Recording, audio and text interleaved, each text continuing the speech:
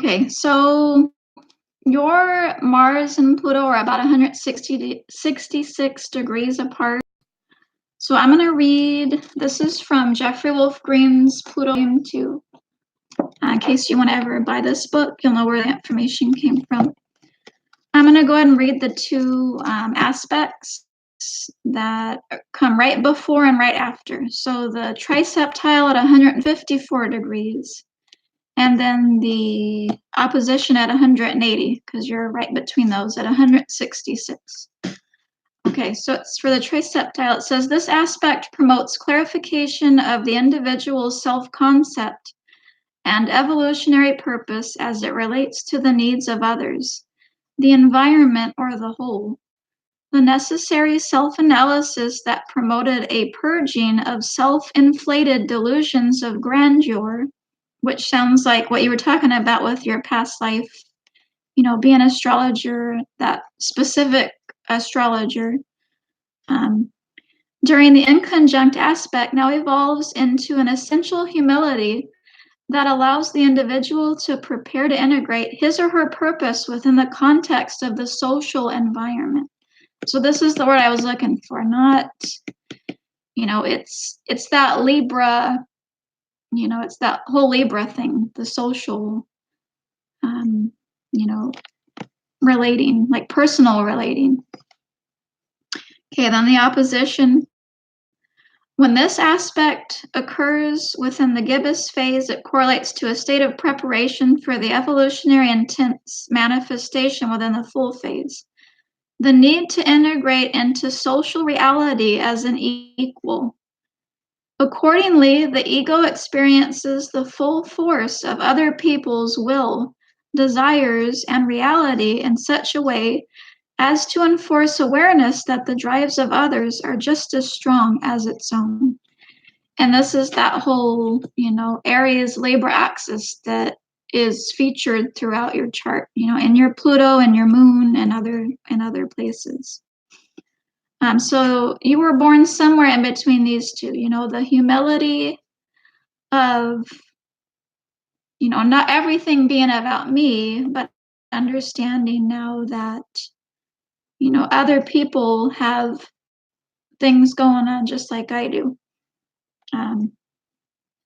So that's, kind of where you're at, somewhere within that. Okay, I'm going to read that. And then now, let's see. Okay. So the next thing I want to talk about was your square to your nodes with a sun. And this is a skipped step in the making. I know that I had mentioned skip steps on the phone and how it, can create blocks to your growth and evolution. And this is past life issues that are coming forward into the current lifetime in order for you to work on them so that you don't create a skip step for the next lifetime. So I kind of went, let's see what my notes were on this.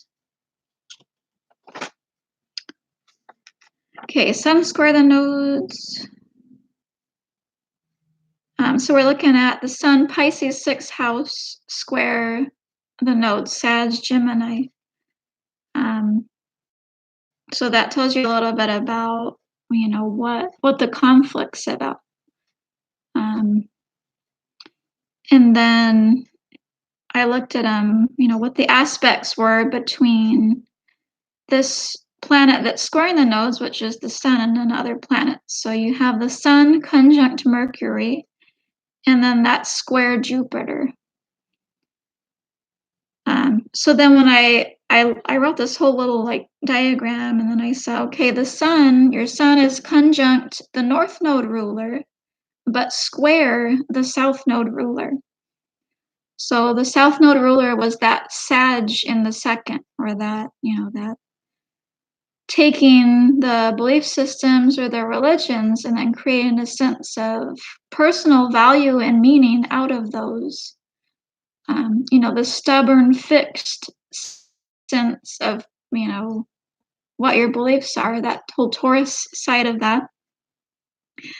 And then that's squaring Yeah, that's squaring your north node. So there's some tension there between, wanting to hold on to that and then having to let it go. And the way that you can resolve this is through your south node. So you have to go back to the south node ruler. You have to go back and revisit that whole, um, you know, Sagittarius second house thing that you were doing in your past life. And that's the way that you can resolve it. So I looked at this square and I found this online. I believe I found it online. It's an article. If you ever want to download it, I can send it to you. Aspects, Phases, and Key Planetary Pairs, Jeffrey Wolf Green. And let's see, I looked at the phase or the degrees of separation between your Mercury and Jupiter because these are two of the planets involved. It has aspects to the sun, which is squaring the nodes. Okay, so this is what Jeffrey Wolf Green wrote about that first quarter square between Jupiter and Mercury. It says the key words are crisis and action. What it means is that the individual is striving to determine the actual form and or lifestyle and or how to actually make real this individual thing that was developed all the way back in the new phase conjunction. So this is what I was talking about earlier. You've had the experiences, you've internalized them, giving them value and meaning. Now you have to decide, the whole Gemini thing, mentally, what these actually mean for your life. Where was I at?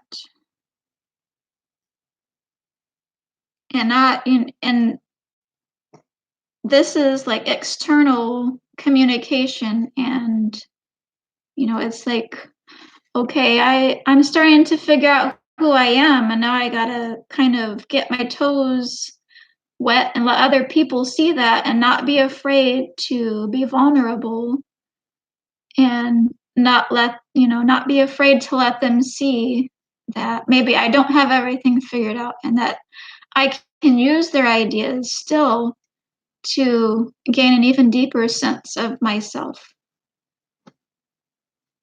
So, for example, if you have Mercury and Jupiter in the first quarter phase, which you do, it tends to suggest that the individual, at minimum, would be argumentative.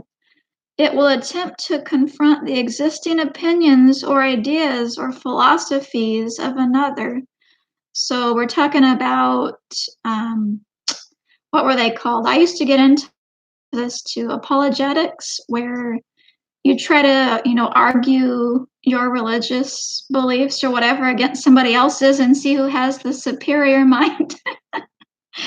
Oh, I used to do this when I was younger. It's that whole Sagittarius thing. Yeah, that's funny.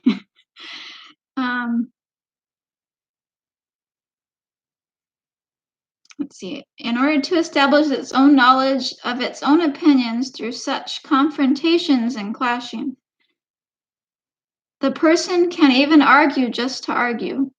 The crisis in action is to determine the specific knowledge and opinions and language structure and philosophical conceptions that reflects its individuality.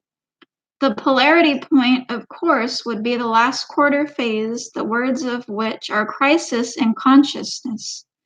This essentially means crisis in belief. And I think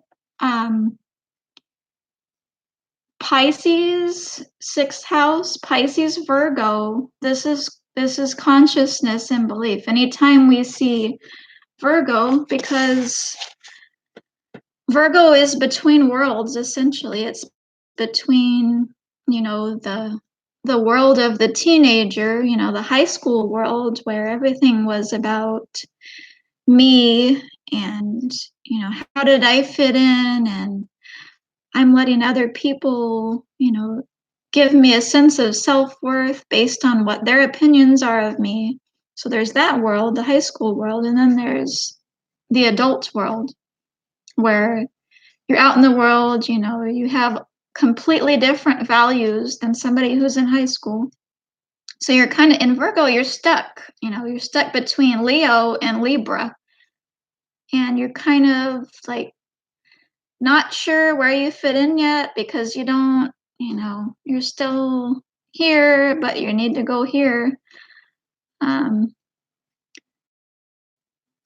so because of that, Virgo has this,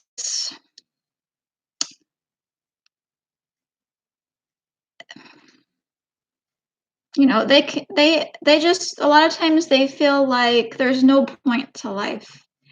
And because it's the opposite sign from Pisces, they don't feel any connection to source.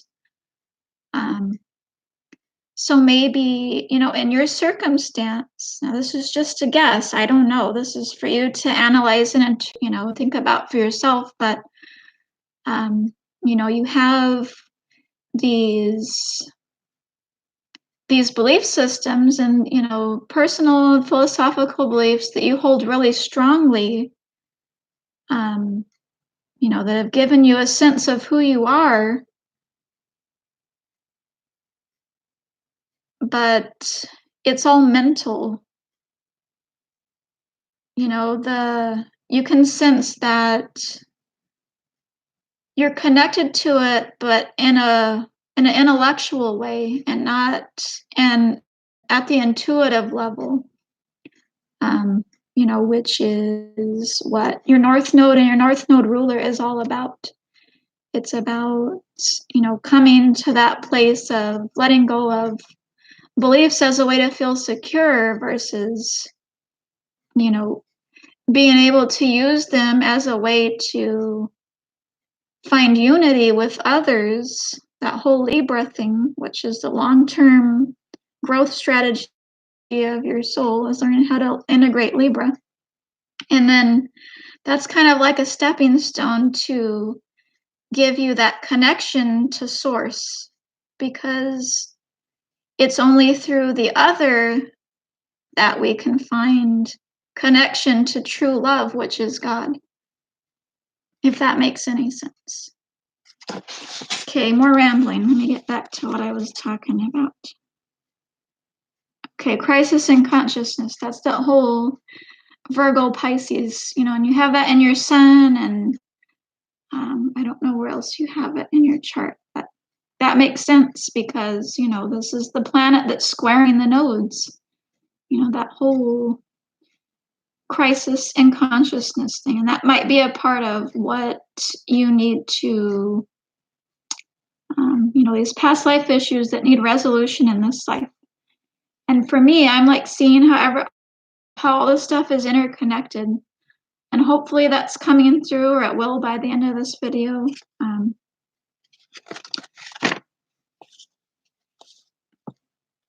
Okay, says the first quarter square is downright aggressive. Just dwell on the archetype because the manifestations are many. What if I have borrowed the philosophy to explain myself? And this is kind of what I was just, hinting at. If that philosophy has not been internally realized by me, do I really know it? And this reminds me of something that you had mentioned during our call, is that, it seems like you really want to, or you've looked at ways to prove that astrology is not real because you feel this, crisis in your consciousness. Is all this just BS? Or is there something, true about this? And again, all this stuff, all of these events in your life and all your searching and all your knowledge is about forming a sense of who you are. That's the subconscious Pluto Aries first house.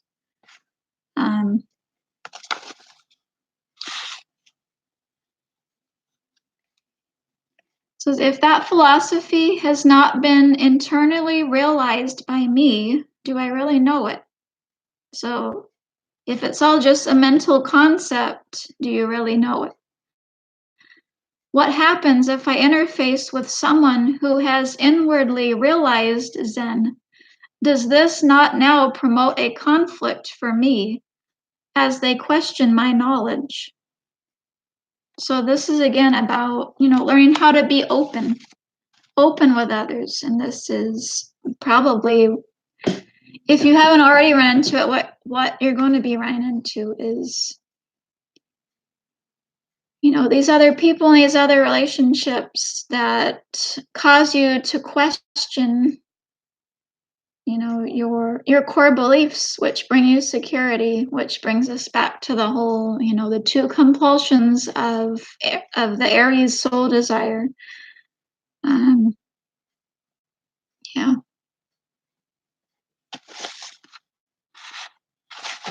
I think that was all. Oh, I want to give a brief, analyzation of your nodes. So, which I've kind of already done in bits and pieces, but I'm going to try to see more clear. Okay, so we have Pluto first house, having the experiences to figure out who I am. Everything's about me. Unconscious narcissism is Aries, and it's not bad. This narcissism isn't bad, it's necessary. So when I say narcissism, I don't want you to think that I'm trying to put it in a negative light, because that's not what it is. And then, all the way over here, by the end of your 8 lifetimes working with this desire nature of Aries, you will have learned how to integrate the opposing energy of Libra, which is, okay, everything's, over my 8 lifetimes, I've been slowly working and figuring out who I am. And now that I do know who I am, over the course of your next few lifetimes, you'll have been figuring that out more and more. Now that I know who I am, I can let the other in. They're no longer a threat. They're no longer, a target, an excuse, or whatever. They're not stopping me. They're helping me figure out who I am, which they've been doing all along. But the Pluto first house person can't see that. Depending on what level of growth and all these different things that they're at. Now, these are just generalizations. I don't want you to feel like I'm saying that this is true about you. This is a broad statement about what could happen for any soul who has Pluto in the first. So you're going to be somewhere along the spectrum. So once they get to the Libra side, it's more equal. It's no longer about them, because it doesn't need to be. They've already figured out who they are. So now they can start thinking about the other person. Because we can't think about others if we're not whole first ourselves. We can't really love other people unless we love ourselves first. And how can we love ourselves if we don't know ourselves and have figured out who we are? So that's the long-term, subconscious strategy of your soul and how it's going to grow and evolve. And then we look at the nodes and we see, okay, you want to create this sense of who you are through what you believe. South node, Sagittarius, Gemini. And you're using, the knowledge that you have, Gemini, to form these beliefs that will give you a sense of who you are. Sagittarius, Aries. And then you look at the ruler, Sagittarius second. Okay, I've used the knowledge that I've gained from the experiences that I've had, and I've now taken that and I've made a sense of personal values out of that. And this set of values is fixed. Taurus, second house. I know who I am. I have this knowledge. I've had these experiences. I know who I am in this moment, and that's true. But there's the second compulsion of, okay, I know who I am, but I still need to define that more and more. I'm not done defining who I am. So I have to keep having these new experiences, and I have to keep being vulnerable and having these different relationships with other people so that they can further teach me who I am and what I am. Um, so, that's where the integration to the North Node energy comes in. This is the short term strategy. Um, I have to, let's see, I have to be more open and let people show me that, okay, maybe I don't have everything figured out, and maybe my approach to beliefs is too self centered and too narrow minded and too, um, this is why I don't do videos. Because I can sit with myself and I can, sit there for a minute and think of a nice fancy word, and then I don't seem like a complete idiot. Anyways, you know what I'm trying to say. Um, so yeah, so there's that, Sagittarius, Gemini, North Node. So it's about softening the mind, which will therefore soften the heart, which is taking, little by little, taking you away from Aries and more towards Libra. And then the ruler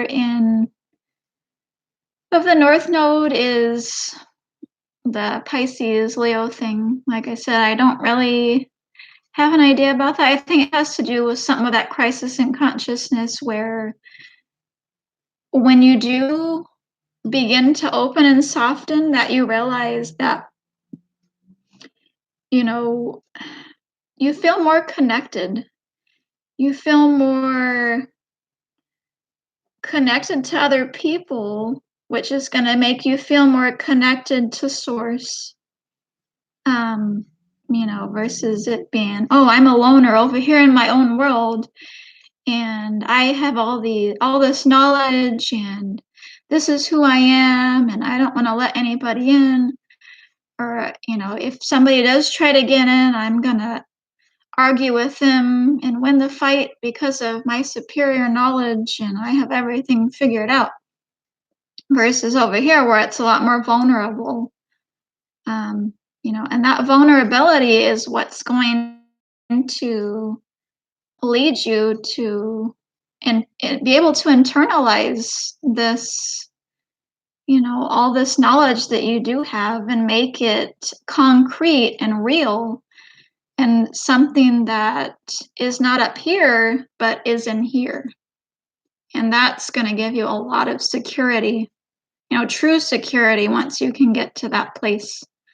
And that's what these whole lifetimes are about, and how this, all this stuff is interconnected, and it's helping you grow and evolve. Yeah, I think I don't want to say any more. Anyways, hopefully this was helpful for you, and it was really nice to get to know you and talk to you, and I really appreciated, all the things that you had to share with me. That was really cool, to meet somebody who has been studying astrology for so long, because I don't usually get the chance to do that. So that was really cool. All right, take care of yourself. Bye.